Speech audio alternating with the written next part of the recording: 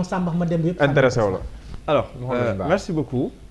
sëñ Gawsu léegi am na benn envolée mu ne bu ñu radical lañ de toute façon fii vraiment. suñ wax dal ak yaru la teglu kenn yëkkatu fi baat kenn yuuxuwut ñun tamit vraiment radicalisme du suñ variable d'orientation quoi. alors je reviens sur des questions très simples ak daal comme ni nga ko bëggee boo nee premier ministre Amadou Ba dafa dem France pour régler les questions du Sahel il y a une grande incohérence laquelle la première c'est d'abord comme on dit porter l'ingérence donc être une communauté économique régionale la CEDEAO qui a des prérogatives en matière de sécurité nga dem uti benn puissance de tutelle pour régler des questions intérieures première incohérence la deuxième les pays où la menace s'exprime aujourd'hui Mali Niger Burkina du France moo fay indi solution parce que les voies diplomatiques ne le permettent pas. Troisièmement, le président Macky Sall boo xoolee les deux derniers forums sur la paix à Dakar son discours c'est quoi? Il faut que la CEDEAO et les pays ouest-africains prennent des solutions endogènes. Donc premier ministre Amadou Ba dafa pour solution il y a pas plus je vais pas dire impertinent mais il y a un manque de sens. Deuxième chose mooy c'est sur la question de la sécurité ni si sëñ Ndaw ñëwee ñun nag gars yi dañoo yàgg napp mooy mystification bi doon wax léegi. da nga naan ñu ne la ceinture de feu. Deux ñu ne les djihadistes dans le pays nangam. Faut remettre la balle à terre et s'interroger sur la réalité des faits. Il y a une menace djihadiste en Afrique de l'Ouest mais cette menace-là elle est connue. Cette menace elle s'exprime au jour le jour. Cette menace on peut l'analyser, la qualifier. Cette menace dañu ko qualifier dañuy xam Sénégal ban vulnérabilité la am ak comment on y répond. li ñu wax léegi mooy on a des acteurs dans ce pays-là ñoo xam ne ñooy discréditer État ba pare di banaliser des questions très sérieuses à commencer par le terrorisme et tout ce qui tourne autour. C'est une forme d'irresponsabilité parce que c'est une alerte qui pourrait à la limite faire lasser les gens qui sont préposés. Voilà. Te heureusement d'ailleurs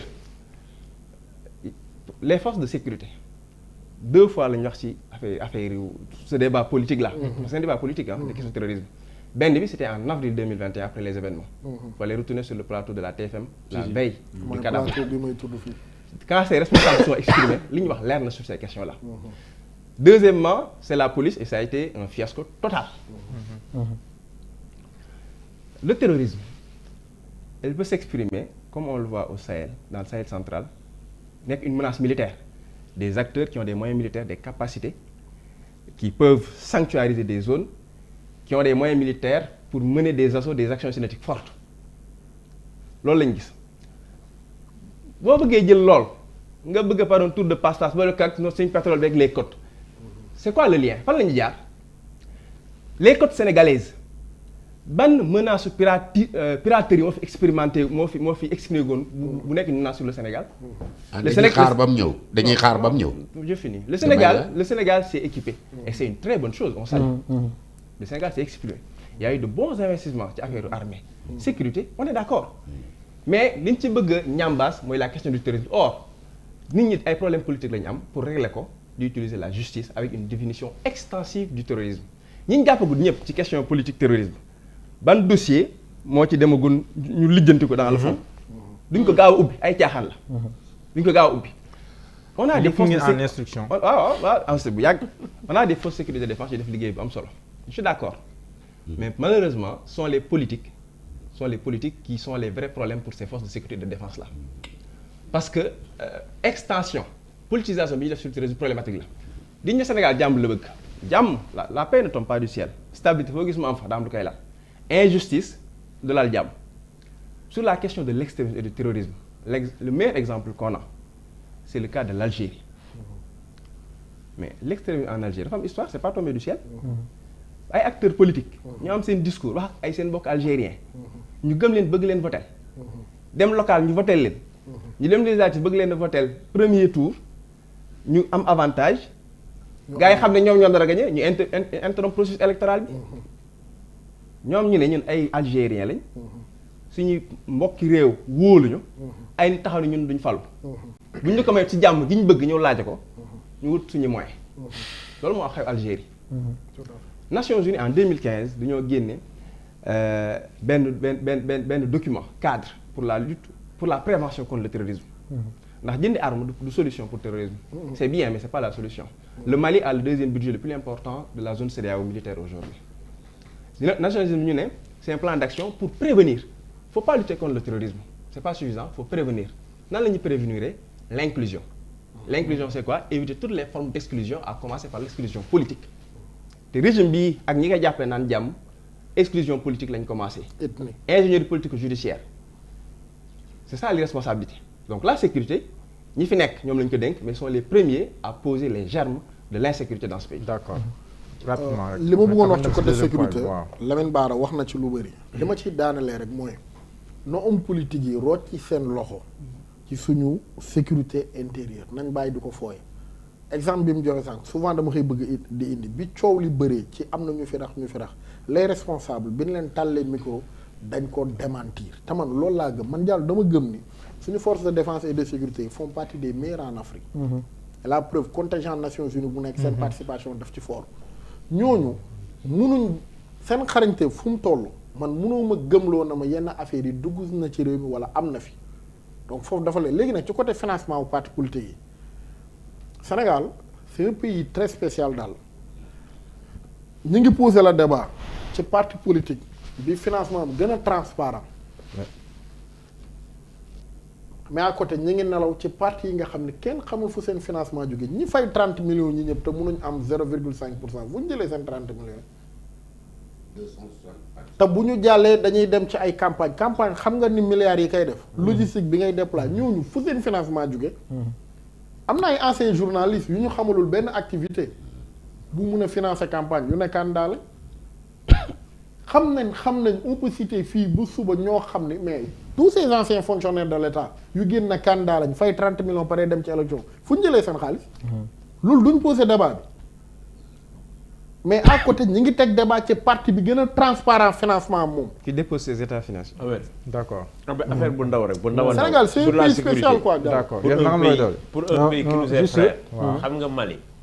Mali maanaam bi ci politique yi génnee seen loxo dafa am dëkk bu ñuy wax Kidal nga xamante ne les militaires ont été mis en déroute après le coup d'état je pense de mars 2012 maanaam depuis 2012 Kidal dañ koy ñàkk ba le 17 novembre bi passé ci la benn boy bu ndaw bu tudd Assimi Goïta judd 1981 ànd ak les FAMAS noonu la mën a waxee de récupérer Kidal sans l'armée française. sans l'armée française dàq la ñu génn ñu naan non ils sont en train de faire un isolement international ñu leen on s'en fiche dem jëli Kidal.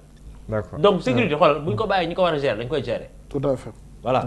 Quelques précisions rek. Par rapport ak développement kii Gawsu. Nee na président Macky Sall dañ ko war a féliciter parce que moom moo ñu éviter le coow parce que demul troisième mandat. Gis nga Alain Juillet wax na sur la question du troisième mandat du président Macky Sall soo bëggee ma tegal la vidéo bi de nga déglu lu mu wax. Non jaru ko. Mën nga ko wax rek. gëm ay journalistes français ay Alain Juillet. ba pare teg ba leen seen yooyu. ñun on vous parle de fait bi mooy. Gawsu daf ko def na ko ñun. saa yi on est des sympathisants. après avoir longuement et mûrement réfléchi.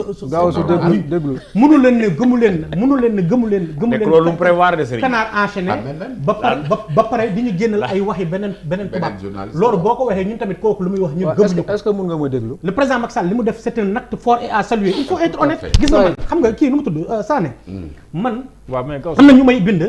naan ma Gawsu am na ñu dama koy lii rek. di ma wax naan ma. je ne rentrerai pas dans la politique tu vas m'écouter. parce que yaa ngi dépendre. non bàyyi ñooñu ngay tontu xoolal bàyyi ñooñu ngay tontu. donc dama bëgg nga am honnêteté yow tamit bu fekkee ne dañuy wax dara loo xam ne am na nañu c'est-à-dire bu ñu far. man bëgguma ko far nañu wax li am. li am nañ ko wax mais bul ma wax ay wax yi sànq man ak yow ñu ngi ànd ci benn affaire kay nga bëgg ñu wax indi ma keneen bul tax kay ndaw après ne ma Alain Juillet ne faisons pas de la politique disons la vérité. ancien c'est l'ex-patron de la DGSE. Direction de la Direction générale de la sécurité extérieure. De la sécurité extérieure. Il me parle de journaliste. Déjà. Il n'est pas plus crédible que Cheikh Yérim Seck. Non, tu écoutes. Kii renseignement la lay wax. Ki lay déglu na nekk renseignement lu mu doy yow mi yaa ngi am ay renseignement yoo xam ne tey boo ko wax àdduna kii il te parle de renseignement extérieur la lay wax. mais gars ñu déglu Gawsu s'il vous plaît ñu déglu. yow confusion de genre ngay def. nañu bàyyi yooyu waay bàyyi leen manipulation mais li nga wax ni ko wax. non nañu wax lu leer. mais Gawsu ñeneen ngeen di toogal débat di leen wax loo xam ne di leen wax loo xam ne ñun xam nañu ko lan mooy DG wax leen mu dégg mais non dana ko wax mu tojal ko kii. boo leen toogee ak waa APR yi nag mën ngeen def yenn façon débat mais boo leen toogee man di ma wax la DG xam ne ñoo ko doon defal Gawsu on sait s'il vous plaît ñu déglu waay la DGSI je dis je répète et je réitère Alain Juppé il a dit la piscine mu leer nañ que c'est Macron et l'Élysée qui ont dissuadé Macky Sall de faire un troisième mandat. Macky Sall ci benn interview a presque répondu à ça. le président Macky Sall xam nga simple non s'il vous plaît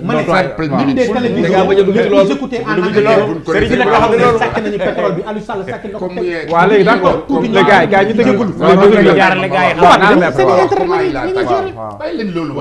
waaw léegi ñu déglu Sané non déglu Sané s'il vous plaît il a grandi au Sénégal mais doyen ñu déglu s'il vous plaît parce que ñu ngi jeexal ñu déglu rek ñu déglu rek xam nga wax sax yéen a ngi wàcce seen dëkk waaw pardon ñu déglu rek ñu déglu président Macky Sall mënul am complexe ci Touba xanaa gisoo combat yi mais président yow président mi ngay wax mënul am complexe ci tubaab demul ci tubaab bi fii mu defoon fii drapeau Sénégal mu dugg ci tubaab bi génne ko dugal ko poosam waaw mais loolu complexe la xaw ma de moom franchement xaw ma de mais man à mon niveau man bu ma duggoon Élysée drapeau Sénégal nekk fii dama ko fay bàyyi saa waay mu ko dindi bon après léegi bañ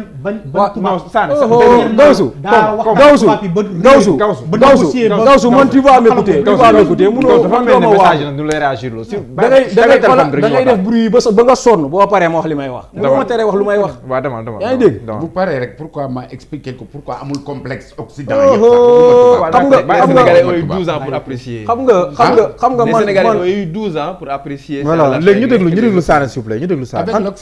en tout cas Charlie Hebdo saaga na yonent bi on est à l'ère de la mondialisation. Charlie Hebdo saaga na yonent bi fii ñu taal seen avion brûler kérosène bu contribuable sénégalais di fay ñu dem defal leen marche ñun suñu booy dee nañ fii nii li jëntewuñ leen sax bon après voilà léegi ku mu neex nag nga jugé ko nu mu la neexee mais man personnellement gisewuma ko noonu beneen affaire Gawsu wax na fi léegi affaire Amadou Ba bu dem France ñun ay fonctionnaires lañ am na yoo xamante ni duñ toog fii di ko wax on n'en a pas besoin est-ce que comprendre mais la désinformation amu fi njëriñ Amadou Ba c'est un premier ministre naturellement bu déplacé wu dem à l'extérieur il y a une partie des questions du Sénégal intéressé na ko fa waaye ñun li ko déplacé lo am na lu ñu ci xam.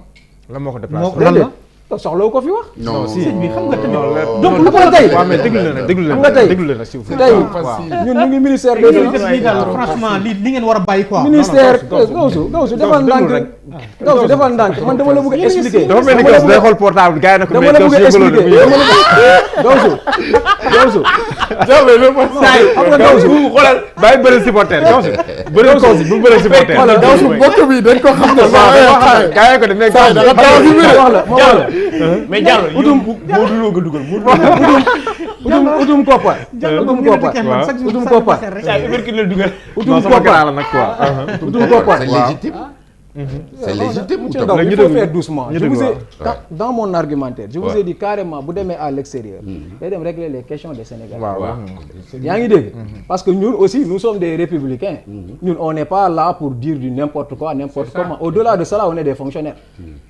Yaa ngi dégg dem na pour outil xaalis tamit. C'est légitime. Est-ce que comprendre? Je t'ai pas dit que c'est pas légitime. Oui, d'accord. Mais maintenant man li ma wax man par rapport ak l'argumentaire de Gawsu muy jéem a fii yuuxu fii ay lii man loolu mënoo ma ko def man parce que ça ne me déstabilise pas.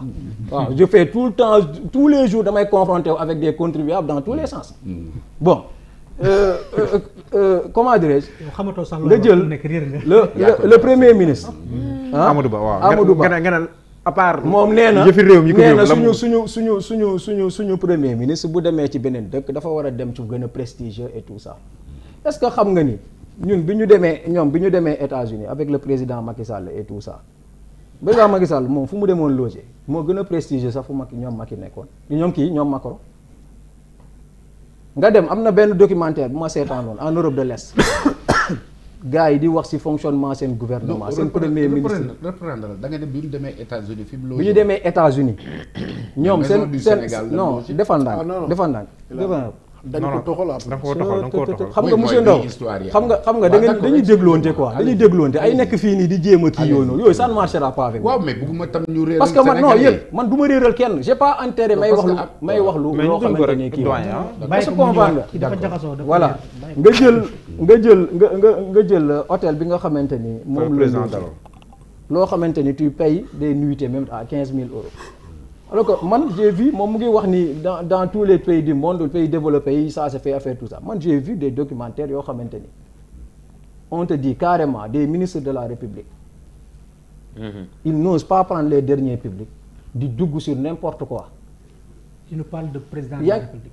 déglu ma premier ministre du Sénégal. non premier ministre du Sénégal man je te parle même pas li ma lay wax ni Europe de l'Est la si c'est pas la Norvège xaw ma fan j'allais te sortir la vidéo dans les pays scandinaves bi ñu nekkee moom hôtel yooyu ñaata la doon jar dans les pays après di nga xam ne responsabilité xam nga tey la boo xamee yooyu dootoo wax non defal ndànk te koo xam ne amul lu amul defal ndànk ma wax la Gawsu defal ndànk ma wax la man je te parle de l'argent du contribuable je te parle pas d'un particulier Cheikh Ousmane Touré bu demee États-Unis fu ko neex na dëkk c'est son problème. hôtel 5 étoiles yaa ngi dégg mais tey Ousmane Sonko bu jëloon xaalisu réew mi est-ce que comprendre mu def ko fi nga xamante ni waru ko fa def man maay njëkk wax gis nga Macky Sall bi ngay défendre nii yow dàqoo ma défendre Macky Sall man bi may défendre Macky Sall fu ma taxaw dañu ne yow Macky war na la fay. billahi wala transhumant non bu la neexee nga ne transhumant la. man plan Sénégal émergent bu Macky Sall bi ma koy défendre. ay 2012 2013 2014 Gawsu bu ma taxawee nga taxaw bu ma waxee doo wax. kon yow mer gàddu nga. non de defal ndànk du mer gàddu. defal ndànk nit ku nekk est-ce que comprendre nga boo jugee fenn dem fenn dafa am lu la motiver man mënoo maa waaxu si yooyu noonu. est-ce que comprendre tey jii nii Ousmane Sonko retenir lu ma la wax bu fekkoon daa jël nguur gi mu jël xaalisu réew mi di dem di dëkk ci ay hôtel yoo xamante ni booy ñu ngi fii mooy loolu muy fay ay nit 15 000 euros dina ma dégg. man maa fi wax fonds commun yi ngeen di jot. waaw defal ndànk fonds commun yi ngeen di jot sa yow fi ngay liggéeyee. waaw fo yéen a ngi jot ay fonds commun. waaw léegi xaalis réew mi la. c'est quoi la question léegi non déedéet moom muy wax ne. non les privilèges liés à la fonction de premier ministre. mu dem dal ci hôtel. boo xam ne mun naa am comme li Gawsu wax léegi. hôtel bi mooy bugg prestige ne maa dalal. mais loolu ça nous éloigne du débat quoi. non xam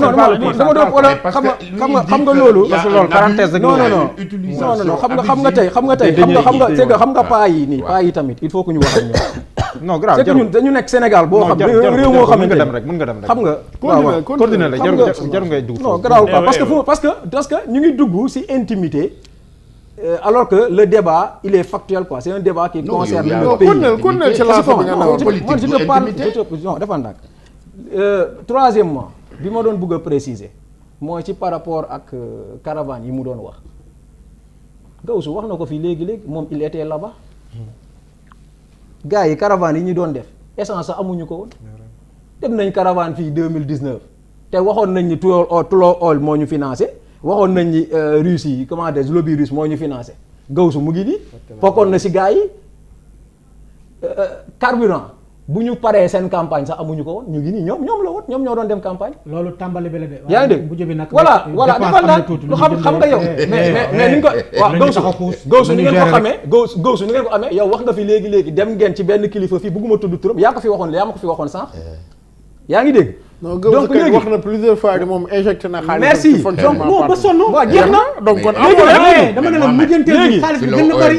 waaw léegi déglu ma wax la mais léegi caravane ay débat Tullow Oil si boppam moo ko démentir loolu du ma ci débat Tullow Oil daf ko démentir benn bloc ghanéen lañ ko dugal. blanchiment d'information am benn waay mais bien sûr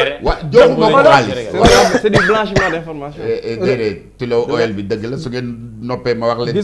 C'est-à-dire après vous êtes passé à côté vous avez été manipulé gauche droite par les non bu dee dëgg la kay xam nga li ma bëgg a wax gis nga la caravane pour les législatives la caravane pour les législatives c'est une coalition qui s'appelle Yewwi Askan Wi il y a plusieurs hommes forts ñoom gaakook ñoo ñëpp ñu ngi woon ci biir te ils ont tous amené leur véhicule caravane bi lu muy rëy du Pastef kese moo fa nekkoon ma ne la ñun biir Pastef dañuy am tension de trésorerie ba nga xamante ni suñu cellule cadre yi ñi nga xamante ni ñooy trésorier yi dañuy accélérer pour des cotisations de 10 000 francs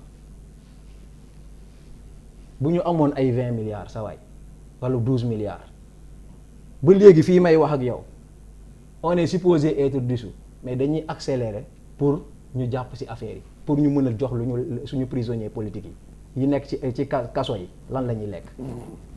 c'est-à-dire am na wax yoo xamante ni. non taxawul sax. une personne honnête waroo toog ci plateau yi. magum jëm ñu lay xool ngay wax yenn yi. d'accord nañu yàlla xoola vraiment nañu xalaat ni ay jullit lañ ñu ragal yàlla ci li ñuy wax. d'accord ça voilà léegi ñu dem ci prochain point. xam naa ne bëggoo see wax Ousmane Sonko dafa mel ni léegi su ma la Ousmane Sonko